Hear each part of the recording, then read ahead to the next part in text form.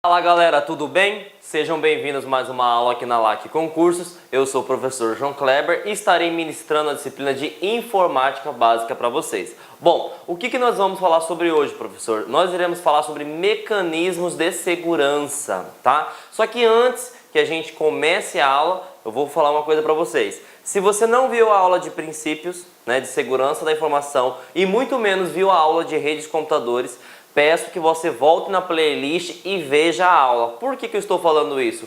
Porque a aula de hoje ela é muito técnica, então se você não entender os conceitos básicos sobre redes de computadores, se você não conhecer os conceitos básicos sobre princípios da segurança da informação, você vai encontrar muita dificuldade e compreensão. Então não seja afobado, Eu sei que eu conheço um pouquinho sobre redes, eu conheço um pouquinho sobre princípios da segurança da informação. Gente, vai lá porque a aula é bem tranquila, é bem didática, foi feita com muito carinho para que vocês consigam compreender os mínimos detalhes possível. E o que faz a diferença na parte de mecanismos de segurança é você entender esses mínimos detalhes. Então eu peço, se você não viu a aula de redes de computadores, se você não viu a aula de princípios da segurança da informação, volte lá na playlist e veja, beleza? Então vamos adiante agora e começar realmente a nossa aula. Bom, mas o que a gente pode entender sobre mecanismos de proteção? Gente, mecanismos de proteção são técnicas e soluções que permitem garantir que a confidencialidade, a integridade, a disponibilidade e a autenticidade da informação não seja o quê? Quebrada. O que seria isso que você acabou de falar, professor? Lembre-se lá dos princípios. SIDA, Quem não decorar por SIDA tem um outro macete, Eu falei que é a dica, que são os princípios da segurança da informação. Quais princípios são esses? Confidencialidade, confidencialidade. Integridade, integridade. Disponibilidade, disponibilidade. E autenticidade, e autenticidade. Então nós vamos ver hoje como que a gente consegue garantir esses princípios. Então, se você não entender quais são os princípios, como que você vai entender a solução que garante isso? Então, voltem lá um pouquinho, vejam uma, duas vezes e entendam. Na hora que você entender realmente os princípios da segurança da informação, aí sim, galera, vocês estão aptos para verificar, entender e compreender a aula de hoje. Perfeito? Então, vamos adiante. O que nós iremos falar de principal na aula de segurança da informação? Quais são as soluções que garantem que os princípios não sejam quebrados? São simples. Nós temos o antivírus, nós temos o firewall, nós temos o DMZ, nós temos o IDS, o anti-spam e o scanner. Tudo isso são soluções que visam garantir os princípios da SIDA. Então, todas essas soluções visam garantir o princípio da SIDA. Dica, gente, tá? Professor, se eu instalar somente uma solução dessa na minha rede, por exemplo, de computadores, eu vou garantir que todos os princípios estão garantidos? Falso, gente, falso. Por quê? Pense como uma empresa, Uma empresa ela precisa da parte administrativa, ela precisa da parte de RH, ela precisa da parte da portaria, da parte da tecnologia, enfim, são vários setores trabalhando em conjunto, certo? É a mesma coisa. Todos esses pilares aqui citados são soluções e essas soluções visam garantir o quê? A segurança da informação. Então, para que eu consiga alcançar que todos os princípios estejam inabaláveis, eu preciso que todas as soluções estejam implementadas na minha rede de computadores. Mas podem ficar tranquilo que é muito conteúdo?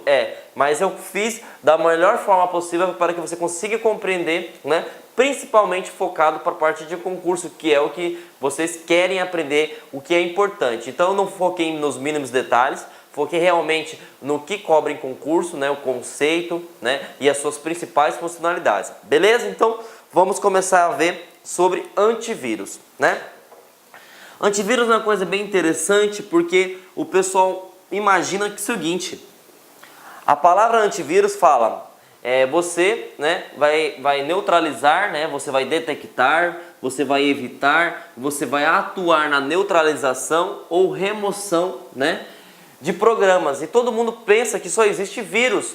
E nós vimos na aula de princípios, lembra que eu falei? Veja a aula de princípios, que não existe né? Só o vírus. Existem várias pragas digitais.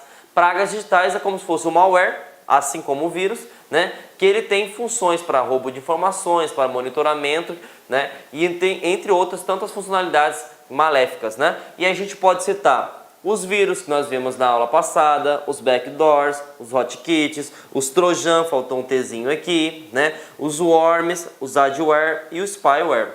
Então, o antivírus, ele não serve somente para vírus. Então, se caísse numa prova, principalmente da CESP, né?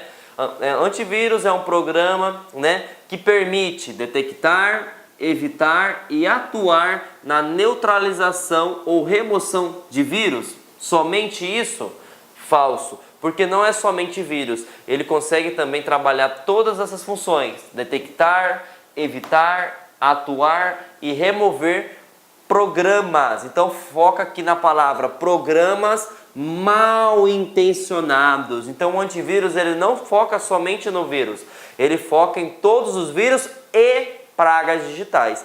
Então uma vez que a pessoa fala somente, né, a banca cobre somente, essa afirmação está equivocada. Por quê? Ele ataca o vírus? Sim. Ele neutraliza o vírus? Sim. Ele remove o vírus? Sim. Mas não existe só vírus. Hoje nós temos adware, spyware, hotkey e tantas outras pragas digitais. Beleza? Então aprendemos aí o que seria o conceito, né, de antivírus.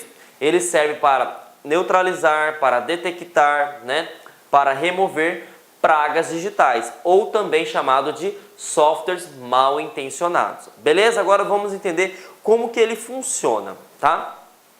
O antivírus, gente, ele trabalha da seguinte maneira, tá? Ele tem duas fases. Como assim, professor? Duas fases, né? Ele tem a análise heurística e ele tem a base de dados. Dependendo da versão que você esteja utilizando, dependendo do tipo de antivírus, vai estar falando banco de dados. Mas a ideia é a mesma, tá? O que seriam essas duas metodologias, professor João Kleber? Opa, assassinando o português. É o seguinte, imagine só, vocês que estão me vendo agora, né? Com certeza, né, algum aluno, né, já tentou entrar numa festa ou entrou numa festa, né, utilizando a identidade ou a habilitação ou o documento de identificação de um primo, de um irmão ou de um amigo, certo?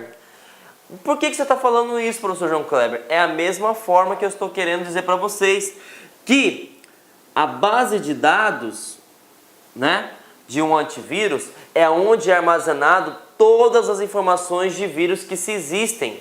Como assim, professor João Kleber? Imagine só, né? Nós vimos na aula de redes de computadores que existe algo chamado de backbone, né? O que é backbone? É a central, né? É a espinha dorsal da internet, onde passa todas as informações, né? E aí dentro desse backbone existem vários especialistas, né, de infinitas nacionalidades que ficam pesquisando, né, novas pragas digitais. E uma vez que eles encontram essas pragas digitais, eles pegam essa informação e transmitem essa informação para quem? Para todas as fabricantes de software de antivírus. E uma vez que essas fabricantes de software de antivírus atualizem as versões para os seus clientes. Então pense só, imagine que você trabalhe, por exemplo, no Comando Geral da Polícia Militar do estado de vocês, certo? Lá não vai ter aquele painel onde que mostra toda a lista de foragidos? Sim, vai aparecer a lista de foragidos, professor João Kleber. Essa lista de foragidos é a base de dados, né? É onde vai estar sendo mostrado todos os vírus que existem no mundo. E aí que vem aquela grande importância. Gente, mantenha sempre o seu antivírus atualizado. Por que você não pode deixar o seu antivírus desatualizado? Imagine só. Por dia não nascem várias crianças espalhadas pelo mundo? Sim, milhares talvez, né? E por dia não nasce um novo vírus? Sim. Então você tem que estar sempre atualizado. Por quê? Quando você atualiza o seu antivírus, você atualiza a base de dados. O que é a base de dados? É cara crachá, cara crachá. Uma vez que entrou um arquivo para dentro do seu computador, ele vai analisar a base de dados. Esse arquivo é confiável, verdadeiro ou não? Se for verdadeiro, vai conseguir entrar no computador. Se falso, ele vai ser movido para um local chamado de quarentena. Professor, o que é quarentena? Gente, imagine só. Vamos pegar o caso da política que nós vivemos hoje no Brasil, né? Mesmo que um político que cometa um incidente ou cometa um ato ilícito, ele não pode ser decretada a prisão preventiva dele, né? Por quê? Porque a gente precisa analisar se realmente ele cometeu um crime, correto? Da mesma forma que o antivírus trabalha. O antivírus ele vai verificar o seguinte: você pegou a tua foto, né? Por exemplo, você fraudulou a foto, né? E aí você pegou a carteirinha do seu irmão, do seu primo. Então você cometeu um crime, né? E aí a gente pega o seguinte: um arquivo entrou falando que esse arquivo, por exemplo, era um arquivo de música, né? Apresentou a identidade de música, só que esse arquivo, gente, ele não era um arquivo de música, ele era um arquivo .exe, né? E aí o que eu preciso já decorar? Toda vez que o arquivo for .exe, significa que ele é um executável. A maioria dos vírus utiliza essa extensão, então fiquem atentos a isso também. Então, uma vez que esse arquivo, né, ele entrou como um arquivo de vírus, né, vai ser movido para a quarentena. E aí o que a quarentena vai analisar? A quarentena vai colocar um estipulado de dias, normalmente a gente fala quarentena porque seria 40 dias, né? E nesses 40 dias ele vai analisar se ele realmente, né, se ele realmente é um arquivo de música ou ele é um arquivo de vírus, né? Então, fiquem atentos aí. Base de dados seria o quê? É uma lista de todos os vírus que existem. Uma vez que foi detectado esse vírus, ele move para quarentena. E aí a quarentena é bem interessante. A quarentena não é uma exclusão definitiva. A quarentena, para você fixar melhor, lembre-se do conceito de lixeira no Windows 7, né? O que é o conceito da lixeira no Windows 7? Você exclui o arquivo, mas foi excluído permanentemente. Ele fica lá de modo que se você excluiu acidentalmente, você consegue retornar. Olá, meus amigos, minhas amigas, sou o professor Luiz Antônio de Carvalho e estou aqui para fazer um convite muito especial para você que está se preparando para o concurso do Bampará 2018, cargo técnico bancário. Nós, aqui da Lá Concursos, nós preparamos não um curso normal, gente, papo sério, papo reto, um curso super competitivo, um curso ponto a ponto digital, um curso super atualizado que eu tenho certeza absoluta, se você cumprir as nossas orientações pedagógicas, vocês estarão bastante competitivos para o dia da prova, no dia 6 de maio de 2018. Nós, aqui do Lá Concurso, em especial eu, professor Luiz Antônio, que sou professor de atendimento, vendas e conhecimentos bancários, eu fiz um reforço pedagógico gigante, cara, gigante, pode ter certeza, cara. Papo reto, aqui não é com papo de vendedor, não. Eu sou responsável pelo site. Pode ter certeza que você fazendo investimento aí de apenas 10 parcelas de R$30, você terá aí reais condições de competir por vagas nesse concurso. Tá certo, meus amigos? Espero vocês. Já ia esquecendo. Você quer o material de apoio dessa videoaula? É muito fácil. Clique aqui em cima, aliás, aqui embaixo, né? Clique aqui embaixo.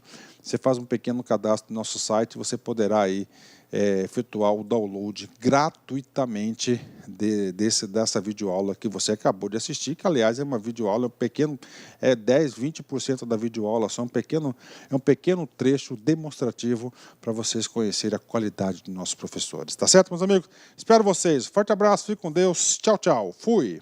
Clique lá aqui.